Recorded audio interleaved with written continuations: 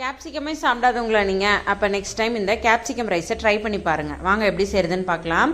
அதுக்கு ஒரு கடாயில் 2 டேபிள் ஸ்பூன் ஆயில் சேர்த்து சூடானதுக்கப்புறம் கடுகு, சீரகம், அடுத்து ஒரு மீடியம் சைஸ் வெங்காயம் நீல வாக்கில் கட் பண்ணி வச்சுருக்கேன். கூடவே கொஞ்சமாக கருவேப்பிலையில் சேர்த்து வதக்கி விட்டுக்கலாம். வெங்காயம் வதங்கினதுக்கப்புறம் ஒரு மீடியம் சைஸ் தக்காளி சேர்த்துக்கோங்க. தக்காளி சேர்த்து நல்லா வதக்கி விட்டுக்கோங்க. இப்போ தக்காளி நல்லா வதங்கினதுக்கப்புறம் ஒரு 1/2 ஸ்பூன் இஞ்சி பூண்டு பேஸ்ட் சேர்த்து பச்சை வாசனை போகிற வரையும் வதக்கி விட்டுக்கலாம். இது கூடவே கொஞ்சமாக மஞ்சள் தூள், 1 ஸ்பூன் போல் குழம்புமிளகாய் தூள் சேர்த்து நல்லா வதக்கி விட்டுக்கோங்க. இது கூடவே கட் பண்ணி வச்சுருக்க குடமிளகாயும் சேர்த்துக்கலாம்.